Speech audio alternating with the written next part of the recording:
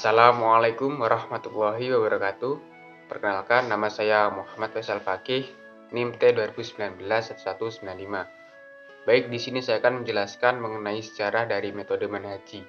Nah, dari sejarah metode manhaji ini memiliki dua pengertian. Nah, yang pertama, untuk mendapat pendapat sejarah yang pertama, metode manhaji ini adalah sebuah metode yang ditemukan oleh Muhammad Anas Adnan.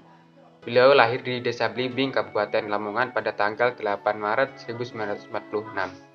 Profesinya beliau merupakan dosen bahasa Arab dari Fakultas Agama Islam Universitas Muhammadiyah Surabaya dan Direktur Program Memahami Al-Quran Metode Manhaji di Lembaga Pendidikan dan Pengembangan Al-Quran atau PPQ.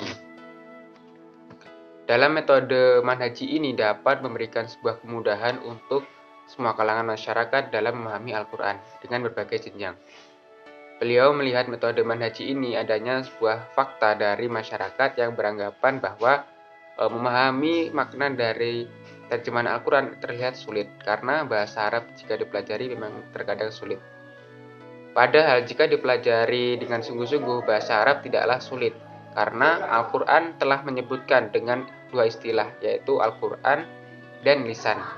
Alasan lain dalam penemuan sejarah metode manhaji ini, beliau Muhammad Anas Adnan menemukan metode ini berdasarkan secara sosiologis, yaitu karena melihat banyak ditemukan anak-anak muda maupun orang dewasa yang mampu menghafal ayat-ayat suci Al-Quran dengan cepat. Dan secara ideologis, Al-Quran merupakan pedoman umat muslim dalam mengurungi kehidupan di dunia, sehingga menjadi mudah untuk masyarakat muslim dalam memahami Al-Quran. Dari ayat sosiologis dan ideologis ini dapat menjadikan penyemangat oleh beliau untuk lebih mengembangkan metode manhaji dengan cara memahami Al-Quran dengan cara menghilangkan banyak anggapan dan argumen negatif tentang sulitnya mempelajari bahasa Al-Quran, yaitu menggunakan bahasa Arab. Kemudian untuk pengertian pendapat selanjutnya tentang sejarah dari metode manhaji, yaitu asal-usul lain dari program metode manhaji ini juga dijelaskan merupakan sebuah proses atau program metode kilat yang menguasai kitab kuning selama 30 hari. Dan metode ini dipelajari oleh mahasiswa asing yang sedang menjalankan studinya di Kairo, Mesir, seperti berasal dari negara Indonesia, Malaysia, dan Thailand, yang merupakan pertama kali digagas oleh Ustadz Joko Nursio, LC. Dan untuk berdirinya pembelajaran metode manhaji ini yaitu tanggal 7 Desember 2010 di Kairo, Mesir, yang berlokasi di belakang Masjid Al-Azhar dengan murid perdana yang berjumlah 14 orang. Dengan lembaga Al-Azhar dengan muridnya perdana 14 orang itu kemudian diberi nama Madrasah Nahwu Matoliul Anwar. Kemudian program ini di Indonesia disempurnakan dan disesuaikan dengan ruang lingkup masyarakat Indonesia yang dinamakan dengan Manhaji Center atau Pusat Pembelajaran Bahasa Al-Quran, dan selanjutnya berkembang menjadi Pesantren Darul Nuhat yang berpusat di Duyun Petiin, Sulawpuro, Lamongan, Jawa Timur. Kemudian dilanjutkan asal-usul manhaji Church atau didirikan oleh Ustadz Abdul Haris. Beliau berguru dan belajar dengan Ustadz Joko Nursio yang merupakan penulis kitab manhaji di Pondok Pesantren Darul Nuhat, Lamongan. Nah, itulah penjelasan dari saya. Jadi dapat dikesimpulan bahwa sejarah metode manhaji ini terdapat dua versi yang pendapat terlepas awal pendirian dapat dilihat dari asal-usul program manhaji, dengan versi pendapat kedua bahwa metode manhaji ini digagas pertama kali oleh Ustadz Joko Nursio LC pada tanggal 7 Desember 2010 di Kairo, Mesir. Nah, itulah penjelasan saya mengenai sejarah dari metode manhaji. Kurang lebihnya mohon maaf. Sekian, terima kasih. Assalamualaikum warahmatullahi wabarakatuh. Baik, di sini saya akan menjelaskan tahapan-tahapan metode manhaji. Nah, di sini tahapan-tahapan metode manhaji yang menyebutkan terdapat ada 3 tahapan metode manhaji, yaitu yang ke satu persiapan. Nah, di sini tahapan pertama yaitu dengan menyiapkan aspek yang diantaranya yaitu jumlah peserta didik untuk setiap kelas, yaitu maksimal 15 atau dikelompokkan berdasarkan tingkat usia. Dan yang kedua yaitu ada landasan teori atau pendekatan. Nah, tahapan kedua ini masuk ke dalam ranah teori pertama yang berpegang teguh pada satu pendekatan pembelajaran, yaitu pendekatan cara belajar siswa aktif, di mana peserta didik diajak untuk membaca satu ayat, selanjutnya Ustadz sebagai pembimbing, yaitu memandu dan mengajak. Dan adapun yang ketiga yaitu sintaks atau landasan praktek metode manhaji. Nah, di sini Muhammad Anas Adnan mengemukakan sintaks metode manhaji dibagi menjadi 3 langkah. Adapun langkah yang pertama yaitu tahap membaca. Nah, di sini tahap membaca yaitu pendidik mengawali dengan membaca ayat Al-Quran bagian demi bagian. Selanjutnya peserta didik mengikutinya. Nah, dan yang kedua yaitu tahap menerjemahkan. Pendidik menerjemahkan atau mengartikan kata demi kata di setiap ayat Al-Quran. Selanjutnya peserta didik mengikuti atau menirukannya sampai ayat tersebut selesai. Dan adapun yang ketiga yaitu tahap memahami. Nah, di sini pada tahap yang memahami yaitu pendidik mengajar peserta didik hingga mampu memahami terjemah ayat Al-Quran. Pendidik di sini juga diperbolehkan untuk menyampaikan asbabun nuzul jika diperlukan, bila pada pembahasannya ayat Al-Quran memiliki sebab turunnya. Mungkin cukup sekian dari penjelasan saya. Assalamualaikum warahmatullahi wabarakatuh. Perkenalkan, nama saya Ahmad Rafiq Anadi, NIM 2019 1162. Saya akan menjelaskan atau memaparkan mengenai kelebihan dan kekurangan metode manhaji.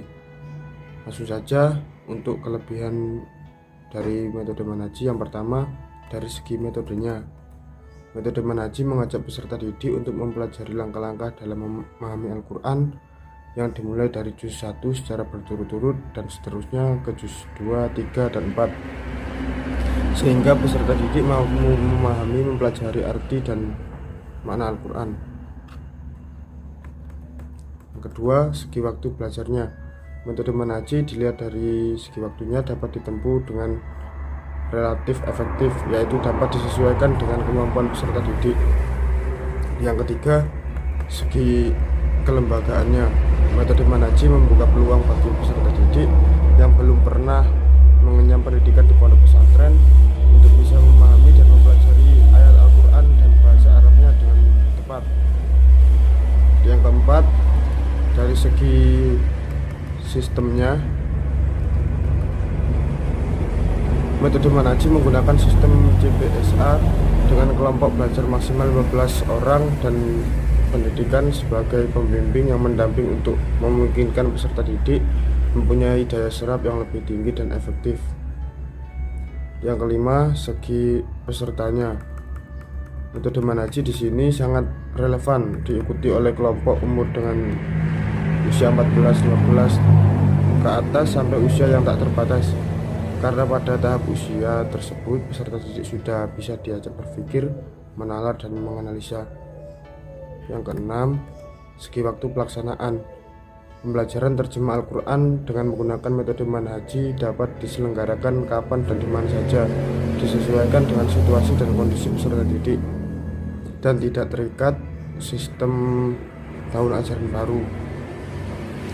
Yang terakhir, kelebihan metode manhaji, segi praktisnya.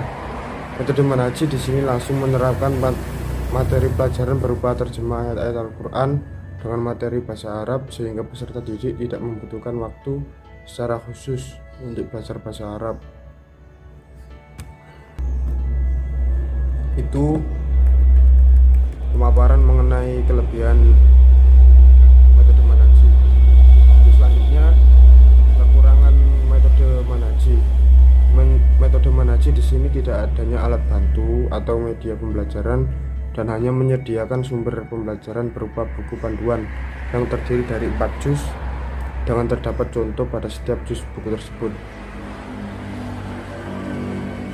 Yang kedua, metode manhaji kurang cocok atau kurang efektif dan tidak relevan untuk diajarkan kepada peserta didik di bawah usia 14 tahun, karena menurut Muhammad Adnan Anas, memahami Al-Quran memang diperuntukkan bagi peserta didik yang sudah remaja atau dewasa, dan peserta didik yang di bawah usia tersebut juga belum tentu mampu untuk memahami, tapi setidaknya sudah bisa mengetahuinya saja. Itu pemaparan mengenai kelebihan dan kekurangan metode manhaji. Selanjutnya contoh atau praktek metode manhaji. Contoh tahapan penerapan metode manhaji pada jilid pertama. Di sini peserta didik difokuskan pada hafalan kata-kata. Peserta didik akan diajarkan mulai surat Al-Fatihah hingga akhir juz pertama untuk menghafal kata-kata yang sudah disajikan dalam bentuk kolom yang di bawahnya akan diberikan arti. Contohnya ada di makalah. Untuk contoh penerapan metode manhaji pada jilid kedua, di sini peserta didik difokuskan untuk memahami perubahan kata-kata yang ada di dalam ayat suci Al-Quran.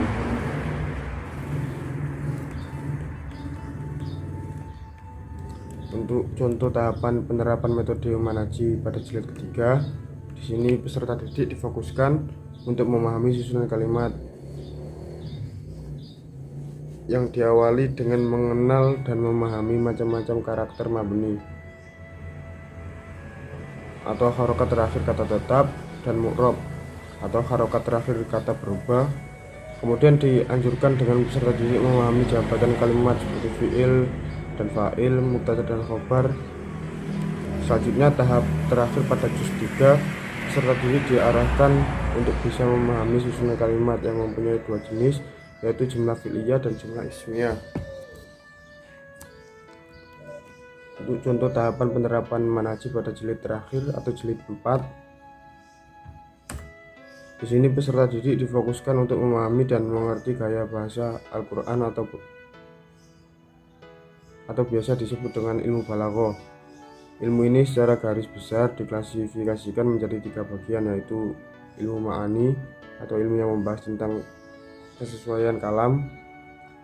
Yang kedua ilmu bayan atau ilmu yang membahas tentang variasi kalam.